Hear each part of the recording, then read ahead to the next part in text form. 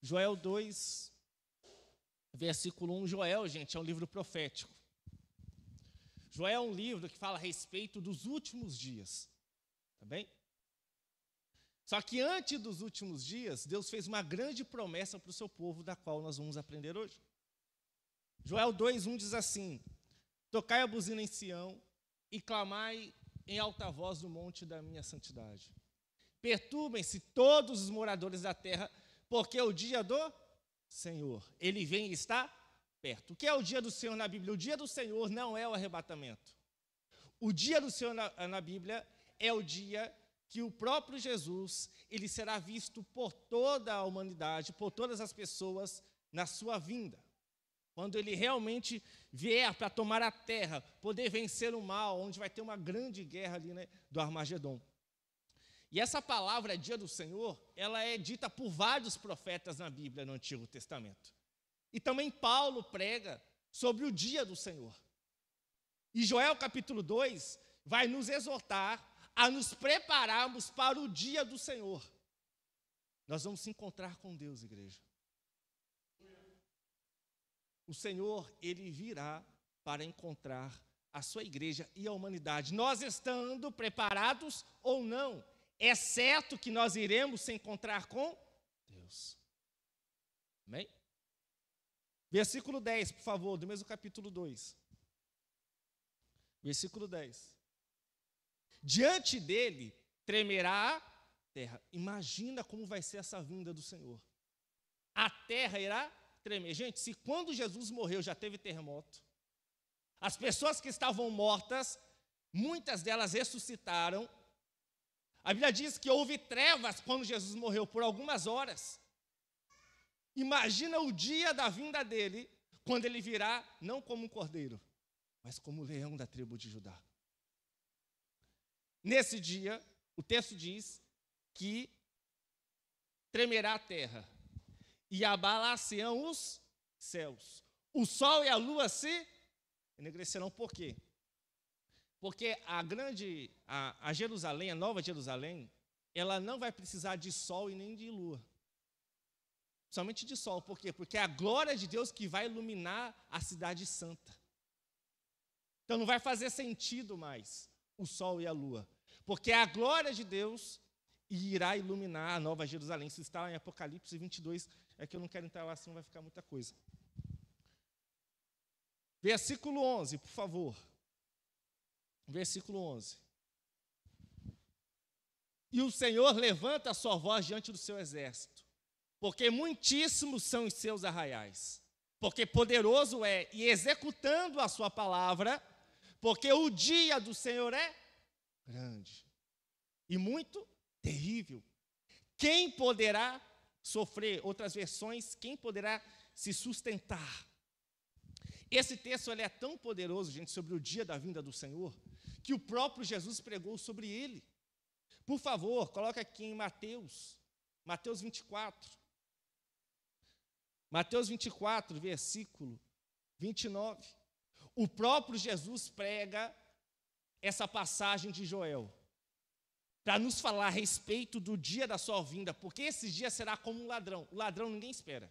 Alguém espera que essa casa vai ser assaltada? Assim será a vinda do Senhor. As nações, eles não vão estar esperando o Cristo, porque eles estarão sendo governados pelo anticristo. Olha o versículo 29. E logo depois da aflição daqueles dias, que será a grande tribulação, o sol se escurecerá, como está lá em Joel. E a lua não dará sua luz, e as estrelas cairão do céu. E as potências do céu serão abalados. Então os céus eles darão sinais, a natureza dará sinais da volta do Senhor. Isso é bíblico, gente. Se você ler Apocalipse, você vai ver que Deus ele usará a natureza para poder chacoalhar as nações, para trazer arrependimento. Mesmo assim, muitos não irão se arrepender. Amém? Versículo 30, por favor. E então aparecerá no céu o sinal do Filho do Homem, Jesus, e todas as tribos da terra se lamentarão Por que eles vão se lamentar? Porque eles não vão estar preparados. A vinda do Senhor só é tristeza para quem não estiver preparado. Para aqueles que estiverem preparados, será alegria. Porque a igreja, ela ora, ela canta, ela louva ao Senhor dizendo: Maranata, a hora vem. Quando nós estamos centrados na vontade de Deus, o nosso desejo é de ver ao Senhor, de conhecer ao Senhor. A igreja, ela anseia pela vinda do Senhor.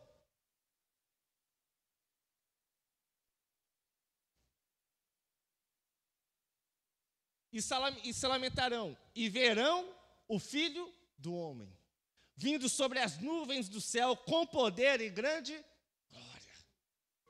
Esse dia, meu irmão, vai ser um dia terrível. Porque nesse dia será extirpado todo o mal. Os reis que não temem a Deus, os governantes que não temem a Deus, eles pensam que governam a terra, mas quem governará a terra literalmente será Jesus Cristo com os seus santos, com a sua igreja. Amém? Só que antes desse dia, existe uma promessa de Deus. Porque a gente sabe muito bem que nos últimos dias vai acontecer o quê? O amor de muitos vai se esfriar. A apostasia vai aumentar. A Bíblia nos ensina que as pessoas terão comichão nos ouvidos para não aceitarem nem ouvir a verdade do Evangelho. Trairão uns aos outros, como a gente está vendo hoje em dia. É até difícil você escolher uma amizade. Tem que pensar bem com quem você vai casar. Porque nós estamos vivendo esse tempo. Só que a Bíblia diz que o amor de muitos e não de todos iria se esfriar. E eu quero pedir, por favor, volte para Joel. Joel capítulo 2. Joel capítulo 2, versículo 12.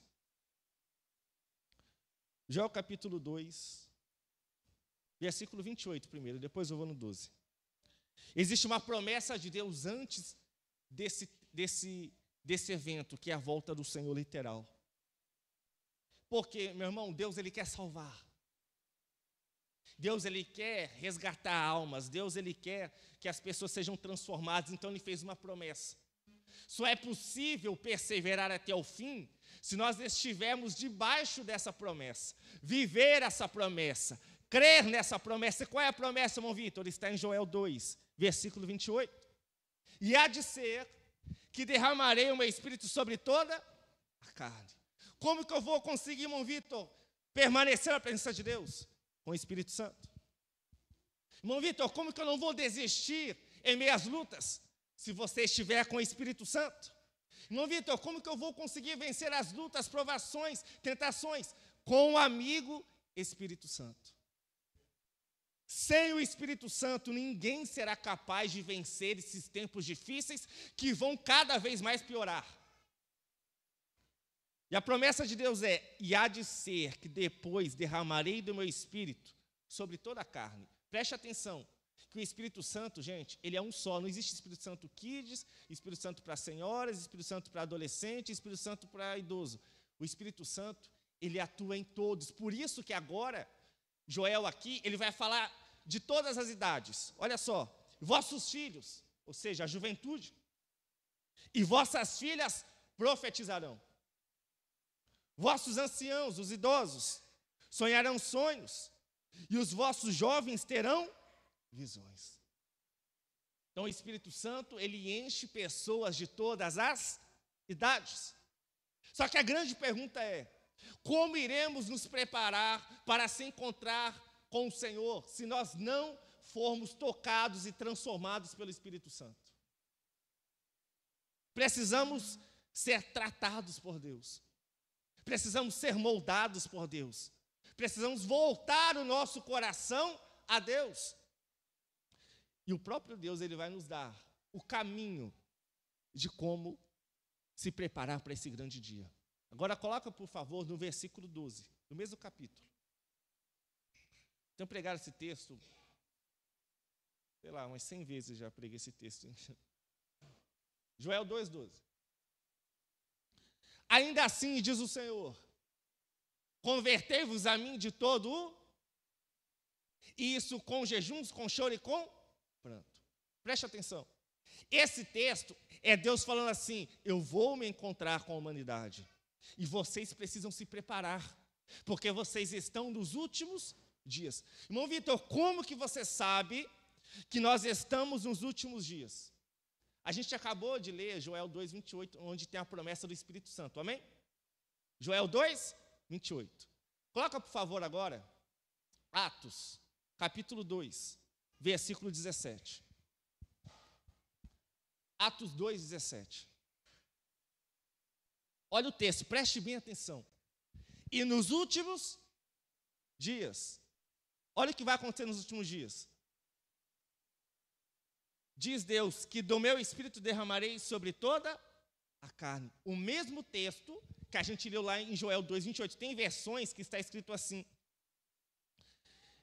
e há de se cumprir o que está no profeta Joel. Tem versões que está assim.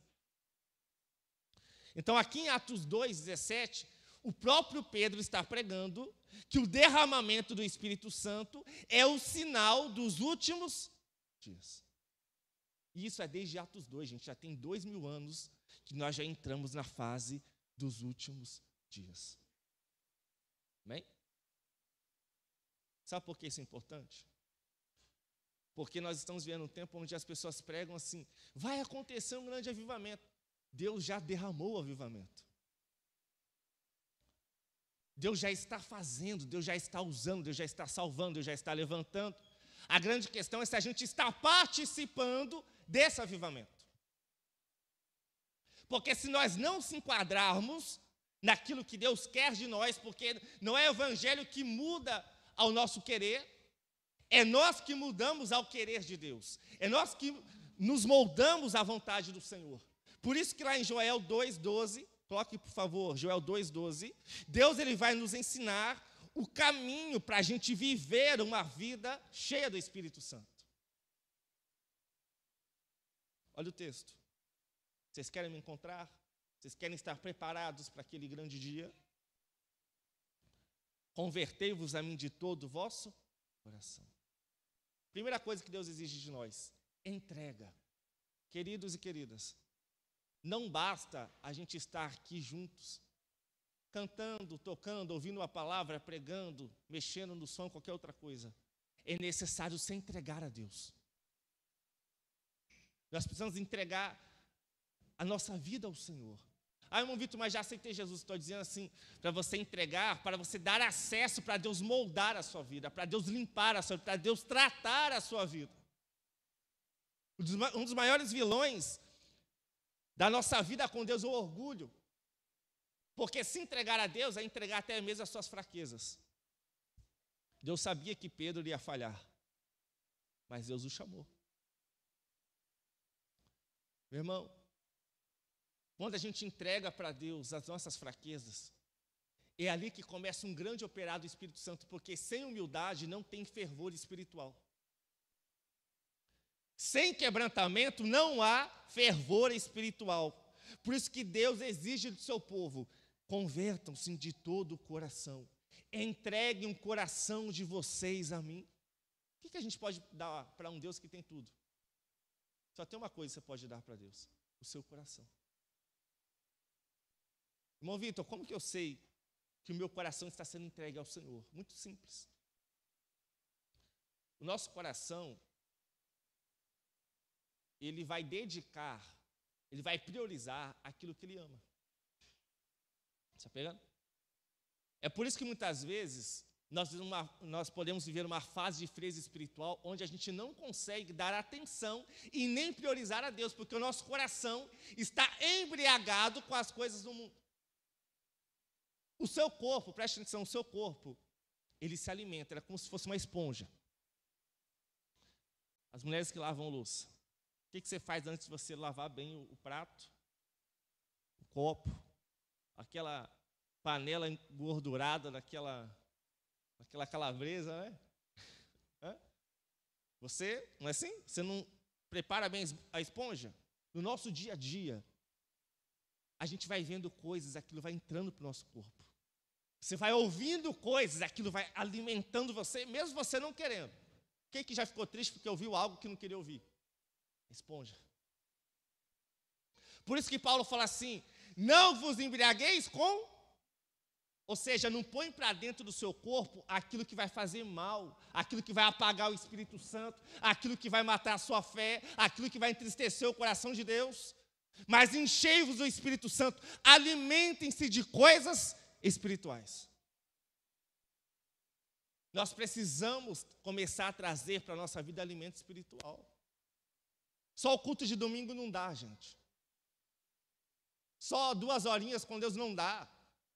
Nós precisamos orar diariamente, buscar a Deus diariamente. Deus tem que ser a prioridade da nossa vida, porque senão nós não iremos suportar as coisas que irão vir.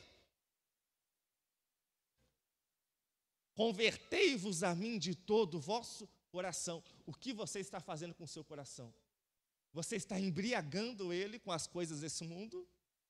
Ou você está levando ele para Deus, dizendo assim, Deus limpa, Deus transforma.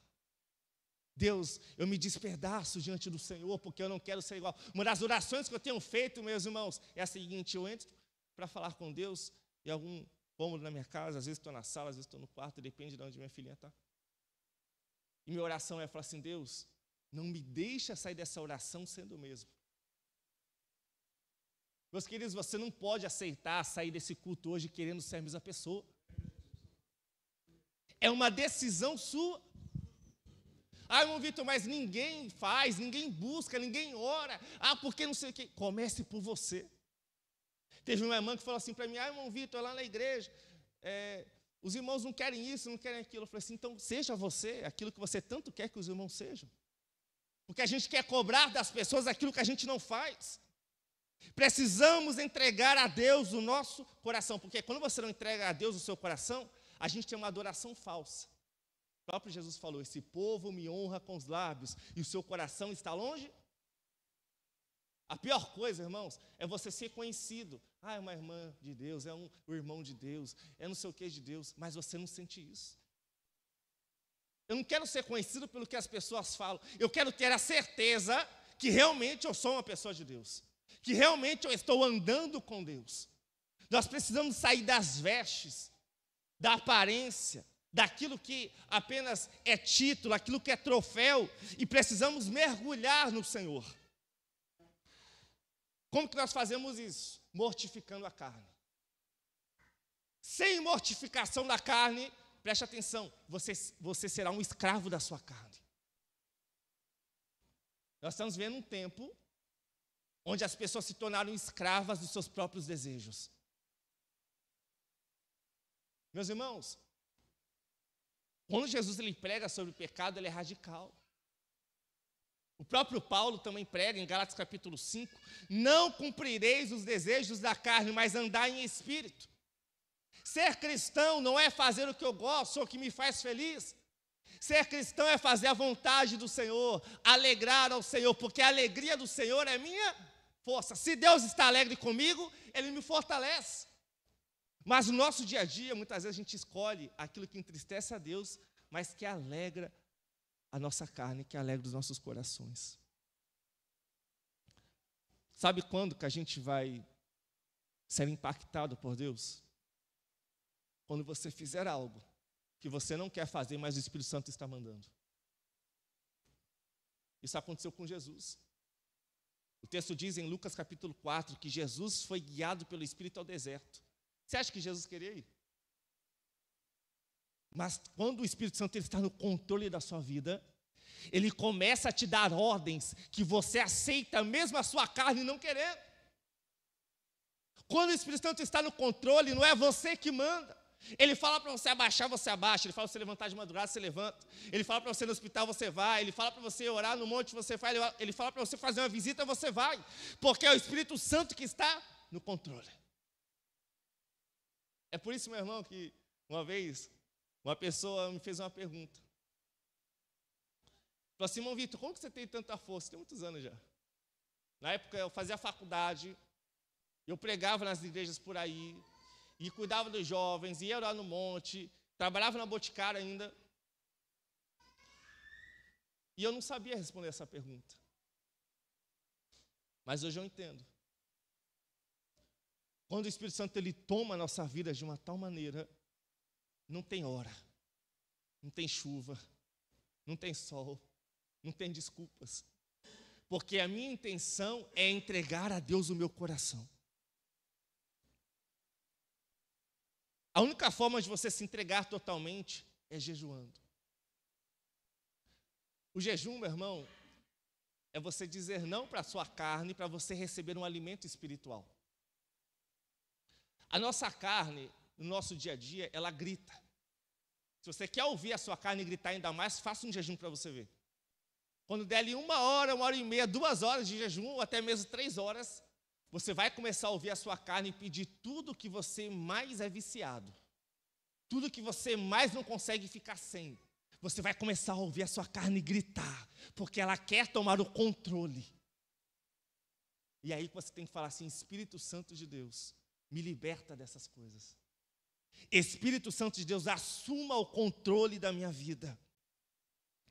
E é aí que a gente tem um quebrantamento. Sabe por que muitas pessoas acham que orar é chato? Porque não ora com o Espírito Santo. Sabe por que muitas vezes você acha que cultuar é chato, que ouvir uma palavra é chato? Porque você não está sendo influenciado pelo Espírito Santo. A nossa carne, ela só busca aquilo que dá prazer a ela. E ela libera uma substância chamada dopamina. Tem muita gente que já conhece sobre esse assunto. O que é a dopamina? É quando você tem aquela sensação de prazer. Sabe quando você sai do culto com aquela fome? Aí você fala assim para a tua mulher: vamos comprar uma pizza? E dá aquela alegria. Isso é a dopamina que gera.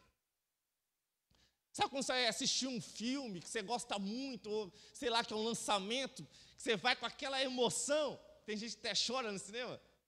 É a dopamina. A dopamina, meu irmão, ela dá a sensação do prazer. Qual que é o problema? Que isso gera vício. Você só quer fazer aquilo que te dá alegria. E a gente vai se esvaindo daquilo que é a alegria do Senhor, aquilo que vem do Espírito Santo. Então, se você quer vencer guerras que estão matando a sua fé, que estão travando sua vida espiritual, que estão causando dor na sua família, você precisa fazer um jejum.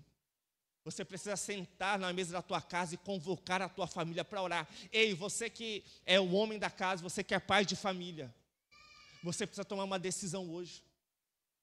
Você precisa falar assim: ei, nós precisamos voltar a orar nessa casa. Nós precisamos voltar a buscar Deus nessa casa. Nós temos muitas coisas que não agradaram a Deus, mas a partir de hoje, nós vamos voltar a nossa vida para Deus. Porque você será cobrado.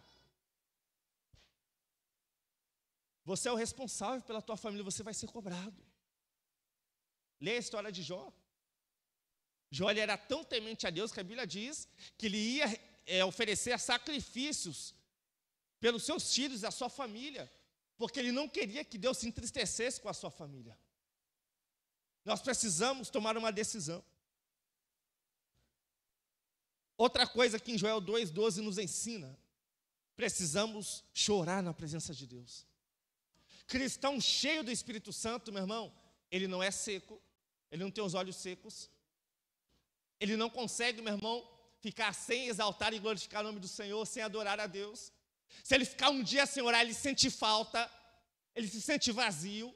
Quando ele fala algo que não agradou a Deus, que feriu alguém, ele fica muito triste, parece que acabou o dia para ele. Ele precisa se encontrar com Deus e falar com Deus e se arrepender diante de Deus. Se você peca e você não sente nada, meu irmão, entre em desespero hoje, porque você está a passos largos para um lugar que Deus não está. Se você fala palavrão, se você faz coisas que entristecem a Deus, você não sente nenhum temor, nenhuma tristeza, cuidado. Porque o seu coração está embriagado com as coisas desse mundo. O choro, ele é um grande sinal de avivamento. O choro é a linguagem mais profunda na sua alma, de que o Espírito Santo está tocando você. Eu não conheço uma pessoa que foi tocada pelo Espírito Santo que não tenha tido um grande quebrantamento e muitas lágrimas. Quando o Espírito Santo nos toca, a gente não é exaltado, a gente é quebrantado. O ego começa a diminuir, é como uma vela. Quando você acende a vela, ela não cresce, ela só diminui. Quando o Espírito Santo ele toca você, que ele coloca fogo em você, você começa a diminuir, porque ele começa a queimar tudo aquilo que não pertence a ele. O Espírito Santo ele queima a gente e começa a tirar do templo tudo aquilo que não faz parte. O templo, eu digo o templo do Espírito. Deixa eu falar um negócio para você. Deus não habita aqui, ó, nessas paredes bonitas que estão pintadas. Deus habita dentro de você. Você é o lugar que Deus criou para que Ele mesmo habitasse. E o Espírito Santo ele começa a limpar a nossa vida. Então, quando não tem mais lágrimas, quando não tem mais quebrantamento, quando não tem mais arrependimento, é um grande sinal que nós estamos frios espiritualmente. E sabe o que acontece quando você está nesse estágio? Escândalos. Os escândalos é um grito da hipocrisia. Os escândalos acontecem na vida das pessoas que pararam de se quebrantar diante de Deus. O próprio Jesus falou isso, gente. Vigiai e orai para não caírem. Se eu não estou orando, se eu não cair ainda, eu vou cair em pouco tempo. Então fique alerta. Porque a cilada, meu irmão, do inimigo está aí. E se você não voltar o seu coração ao Senhor, a tendência é se cumprir essa palavra em sua vida. Versículo 13. Deus continua usando o profeta Joel. Rasgai os vossos corações, e não as vossas vestes. Por que ele diz isso? Porque naquele tempo, quando acontecia uma tragédia, alguma coisa assim muito horrível, como sinal de humilhação, eles rasgavam as vestes para mostrar para todo mundo, para a família, para os amigos, para as pessoas que estavam à volta, que eles estavam em estágio de humilhação. Só que Deus ele fala algo mais profundo, ele fala assim, não precisa mostrar para ninguém, apenas mostre para mim, rasgando o teu coração. Meus irmãos, no domingo, à noite, é muito fácil ser fervoroso. É muito fácil glorificar, exaltar, cantar, louvar, pregar, orar. A questão é quem somos nós quando ninguém está nos vendo. Quem nós somos na segunda-feira. Porque não adianta a gente ser um santo aqui e ser o Satanás em casa.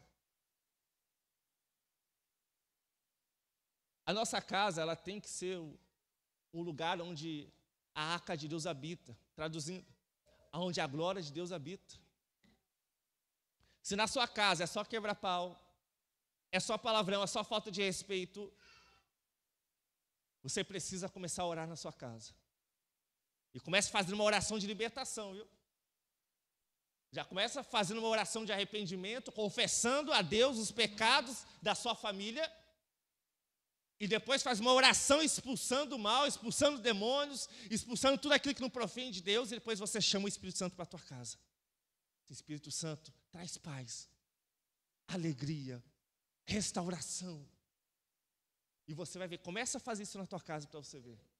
Você vai ver como Deus vai mudar a tua casa, como Deus vai mudar a tua família.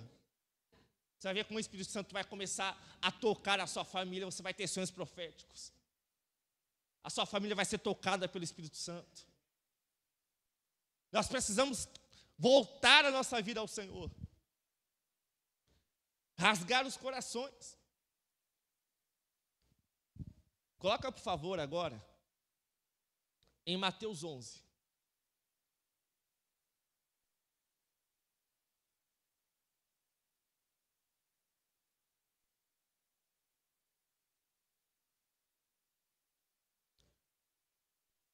É muito bom ouvir a palavra.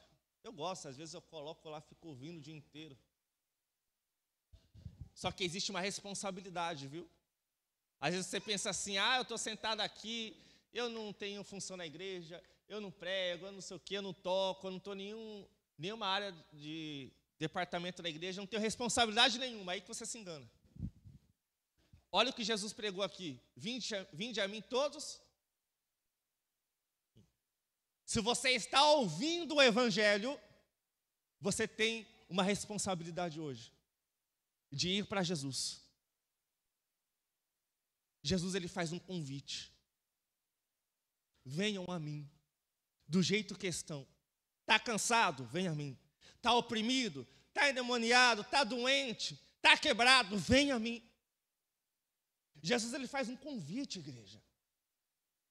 E esse convite é Mateus 11, 28.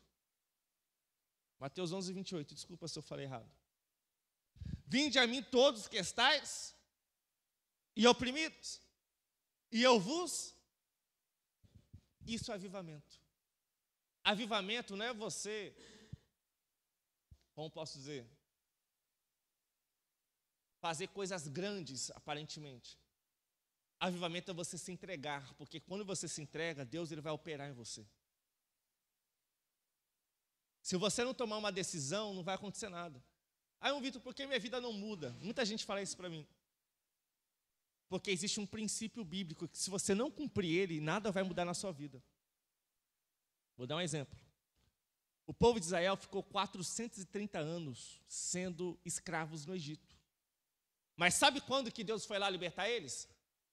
Quando o povo orou, porque está escrito lá, que Deus fala assim para Moisés, Moisés, eu ouvi as orações do meu povo, e por isso desci para livrá-los. Então a oração é o que vai mover Deus a mudar a minha vida, a transformar a minha vida, a mover a minha vida. O próprio Deus falou para Jeremias, Jeremias, você está preso aí, né? Clama a mim, Jeremias, que eu vou mostrar coisa grande que você nunca viu. Clama a mim, Jeremias, que eu vou falar coisas que você não sabe ainda. Enquanto eu não mover a minha vida, o céu não vai se mover em meu favor. Estão pegando isso? E se você não tomar uma decisão de ir a Jesus, meu irmão, vem coisa dura aí. Coloca, por favor, em Lucas 10, 9 primeiro, tá? Aperta o cinto aí, irmão. Aperta o cinto. Lucas 10, 9. Lucas 10, 9 é o avivamento ainda, hein? Olha só. Jesus mandou os seus discípulos, ele disse, curai os enfermos. E preguem, é chegado a vós o reino de Deus. Para entrar no reino de Deus só tem um jeito, arrependimento. Arrependimento é a senha para entrar no reino de Deus.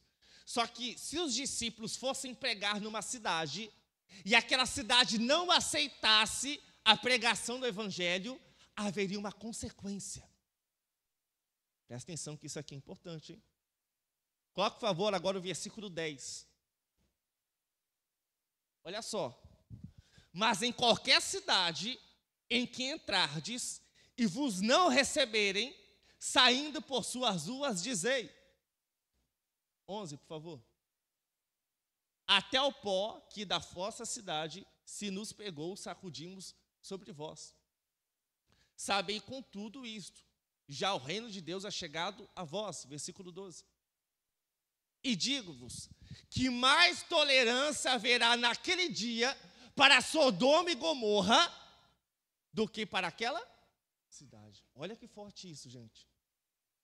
Se o evangelho é pregado para você, e você não se volta por evangelho, naquele grande dia, haverá mais tolerância para a cidade de Sodoma e Gomorra. Acho que todo mundo aqui sabe os pecados que aconteciam em Sodoma e Gomorra, do que para nós.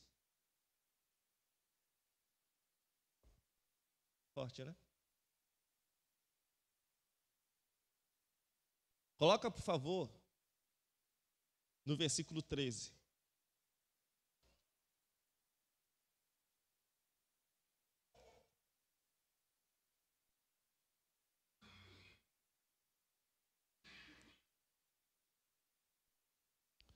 Versículo 13. E ainda Jesus continua dizendo, quais eram as cidades que ouviram isso? Olha só, hein? Ai de ti, Corazim, que era uma cidade. Outra cidade, Betsaida. Porque sentir esse dom... Deixa eu explicar aqui para você entender bem. Corazim e Betsaida eram cidades de Israel. Amém? E Jesus veio para pregar em Israel. Agora, Tiro e Sidom não. Eram cidades de outra nação, de pessoas pagãs, de pessoas que não serviam o Deus verdadeiro. Então Jesus está dizendo que se acontecessem os milagres, as maravilhas em Tiro e Sidom, eles teriam se arrependido. Mas Corazim e Betsaida, eles não se arrependeram. Às vezes a gente fala assim, é porque não acontece milagre, será que não acontece milagre? Tem pessoas que mesmo vendo o paralítico andar, eles não vão se voltar para Jesus. Estão pegando isso? Olha o texto. Porque se em Tiro e Sidom se fizesse as maravilhas que em vós foram feitas, já há muito assentadas em saco de pano grosseiro e cinza, teriam se arrependido. Versículo 14. Portanto, para Tiro e Sidom haverá menos rigor no dia do juízo do que para vós. E agora eu vou falar algo mais forte ainda, gente. Na verdade não sou eu, foi Jesus que pregou. Sabia que Jesus, ele pregou sobre uma cidade inteira que acabaria indo para o inferno? Coloca aqui o próximo versículo, por favor. Jesus fez muitos milagres em Cafarnaum, hein? E tu, Cafarnaum, serás levantada até ao céu? É uma pergunta. E ele fala, até o inferno serás abatida. Por quê? Porque ouviram o evangelho, mas não se entregaram. Então o Senhor, ele está nos chamando a um quebrantamento. O Senhor está nos chamando ao arrependimento. O Senhor está nos chamando à confissão de pecados. Sabe quando vai acontecer uma mudança?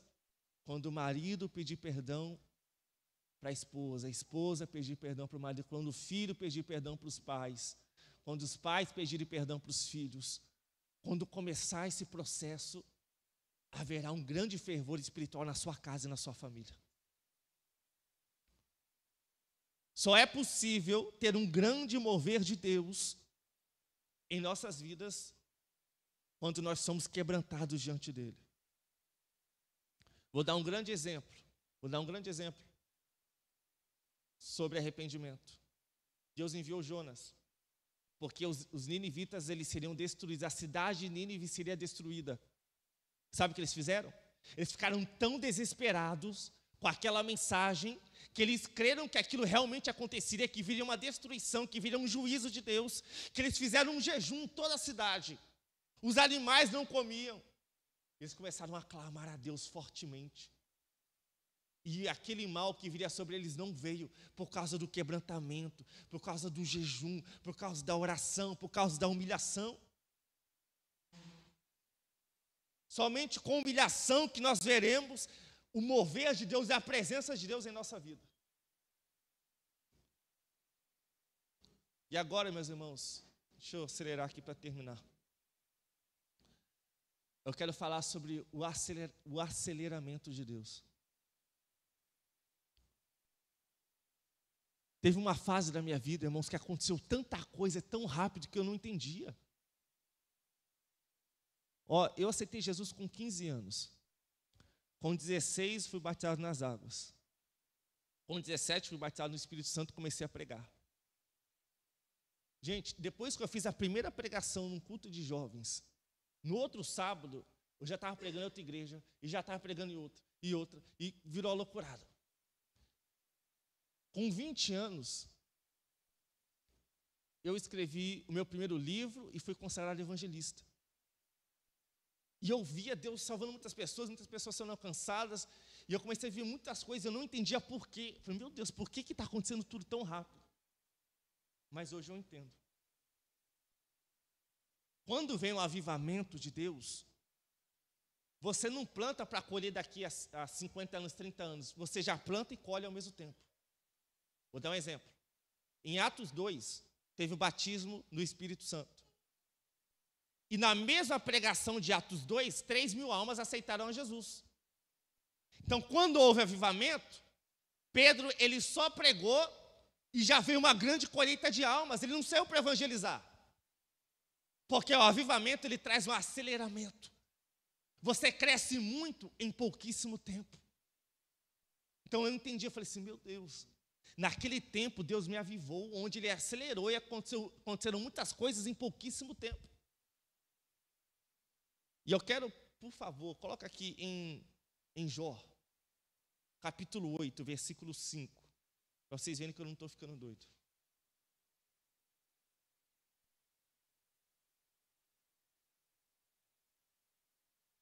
Só vai ter um aceleramento de Deus quando nós voltarmos nossa vida para o Senhor, como orando. Ah, irmão Vitor, eu não gosto de orar. Ore por obrigação até isso se tornar um prazer.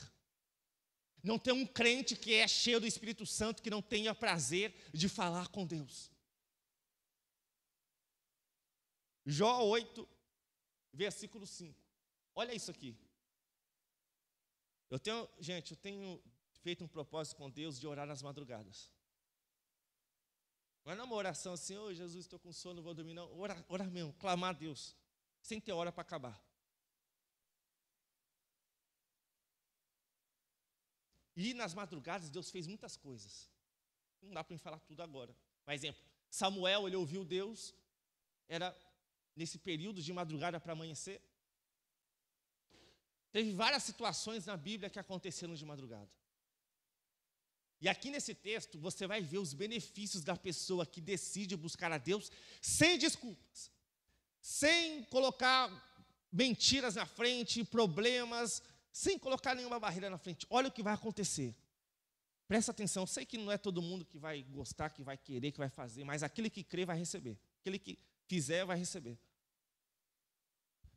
Mas se tu de madrugada buscares a Deus o Todo-Poderoso e pedires por... Presta atenção. Toda oração para quem quer mudar de vida é pedir por misericórdia. A oração ela não exalta você, não. A oração ela quebranta você. Ela humilha você. A oração ela abaixa você. Clamar por misericórdia para Deus libertar, transformar, restaurar. Olha o que vai acontecer agora. Próximo versículo. E se fores puro e reto. Então tem que pedir a Deus, Deus, nas madrugadas a oração é, Senhor, tem misericórdia de mim, transforma a minha vida, me dá santidade, me faz andar nos seus caminhos, sonda, vê se há na minha vida alguma coisa errada e me ensina o caminho certo. Você vai ver como o Espírito Santo vai começar a mostrar para você o tanto de coisa errada que a gente faz e a gente não percebe. Ora assim para você ver, Deus, vê se há em mim algum caminho mau e fala para mim qual que é o caminho certo, você vai ver, meu irmão. Se você acha que você não tem pecado, você vai ver. Você vai ver o que vai acontecer. E se fores puro e reto, certamente logo despertará por ti e restaurará. Vai vir restauração nas finanças, vai vir restauração no casamento, vai vir restauração na família, vai vir restauração no ministério. Se orar. A oração é a chave que vai gerar transformação na sua vida. Mas não é só isso, não. Existe algo ainda mais poderoso que Deus quer dar para nós. Existe algo mais poderoso, gente. Você quer que a sua empresa cresça? Você quer que o ministério cresça? Você quer que sua vida espiritual cresça? Você quer receber dons espirituais? Você quer que alguma coisa mude na sua vida? Presta atenção nisso aqui. Presta atenção. Olha o versículo 7. O teu princípio, na verdade, terá sido pequeno. Tudo começa pequeno.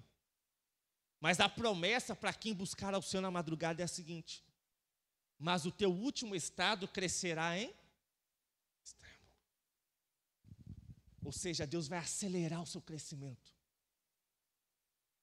Não despreze se você está fazendo algo hoje que é pequeno. Não importa qual seja o departamento, o ministério, a empresa, a casa que você mora, não despreze. Porque se você voltar o seu coração para Deus, Ele vai acelerar você, e isso que é pequeno vai se tornar grande. Estão pegando isso? Meus irmãos, Lá na Arapongal tem 3 crianças que frequentemente, elas estão no culto, elas querem conhecer a Cristo, meu irmão, eu estou lutando pelas essas 3 crianças como se fosse por 1000 pessoas. Porque o princípio pode ser pequeno. Mas lá na frente, Deus vai fazendo coisas grandes. Se você não valoriza 1, você não vai valorizar 100. E quando elas estão lá, sabe o que eu faço? Eu oro pelos pais. Para Deus salvar os pais, para Deus dar sonhos proféticos pelos pais. Eu oro pelos vizinhos, expulsando os demônios das casas dos vizinhos.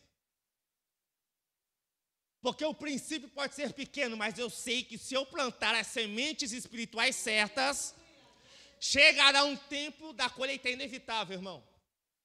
Tudo que você faz nessa vida, você vai colher. Eu só estou plantando as sementes espirituais. Plantando. E vai chegar um tempo. Pode ser que não vai ser o que eu vou colher, não tem problema. Mas eu sei que vai chegar. Orar.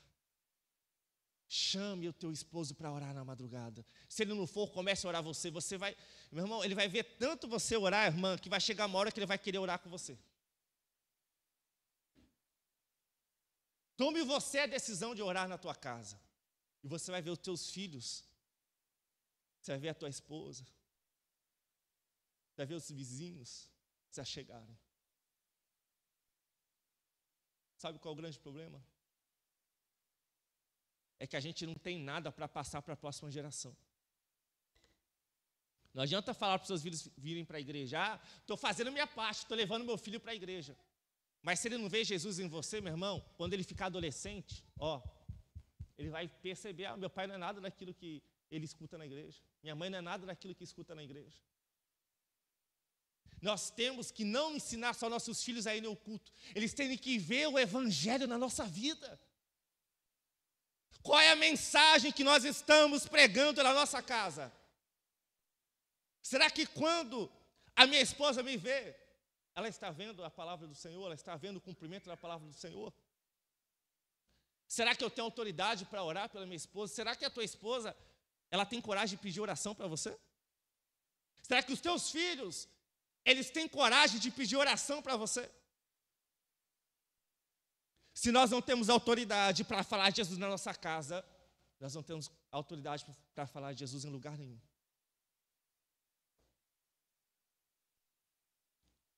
Coloca, por favor, agora. Meu Deus, o tempo. Provérbios 8:17, para me terminar aqui, senão nós vamos fazer igual na época do pastor Ney, que vamos terminar 10 horas.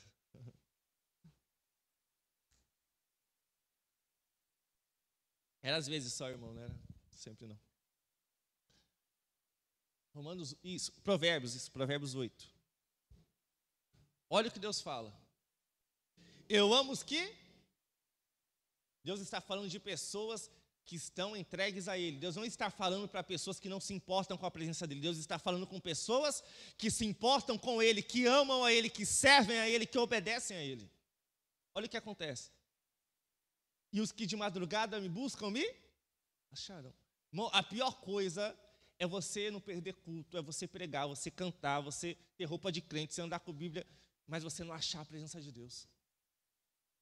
Ô coisa angustiante, irmão. Às vezes eu estou orando lá, eu falo assim, Jesus, você não vê? Eu quero achar o Senhor, eu quero a sua presença real em minha vida. Em Jeremias 20, irmão, ele queria desistir do ministério. Jeremias não queria pregar mais, profetizar. Só que ele fala assim que tinha um fogo em seus ossos que não deixava. Deus era tão real na vida dele, que a presença de Deus não deixava ele desistir.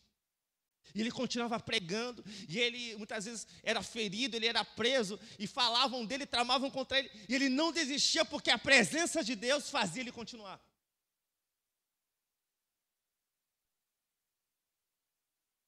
A recompensa, preste atenção, a recompensa de quem entrega seu coração para Deus não é casa e nem carro. Deus tem para dar, tem, mas não é essa a recompensa maior.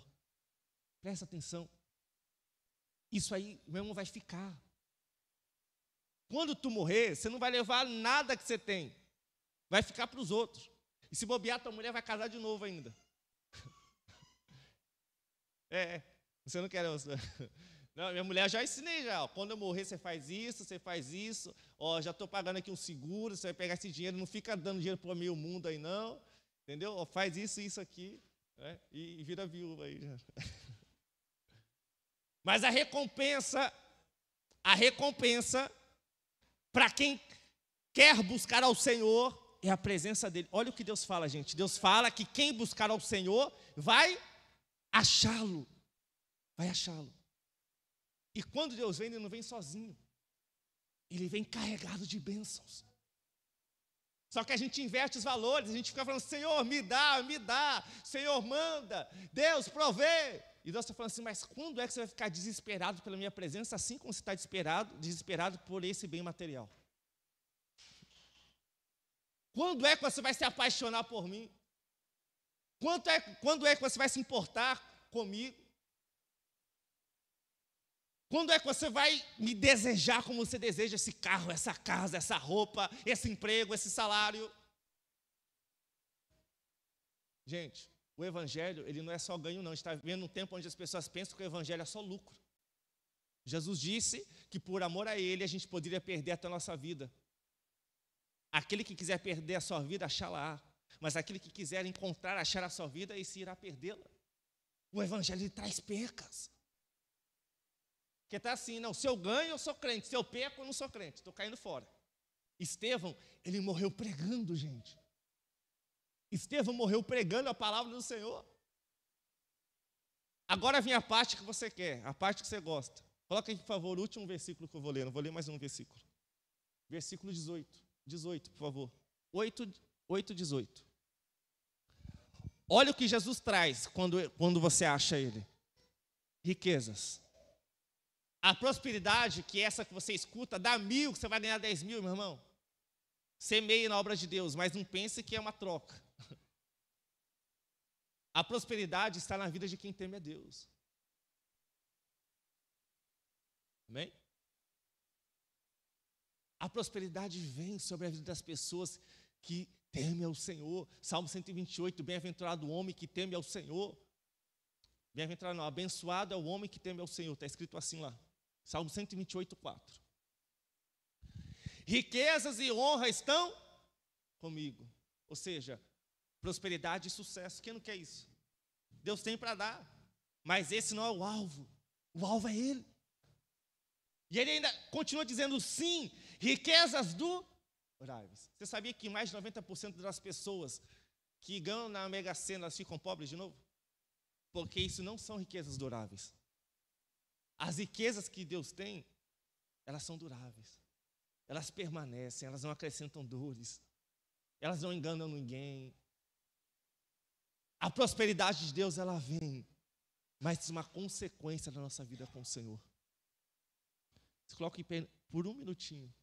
Vou passar aqui, já pedi o pastor, que eu já passei da hora. Pastor, vim aqui. Pode vir, pastor, por favor. Se você sente que você precisa recomeçar.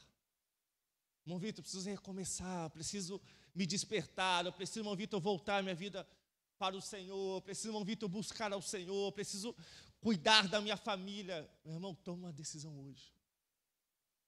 O Senhor está nos chamando para uma decisão hoje. Feche seus olhos por um minuto.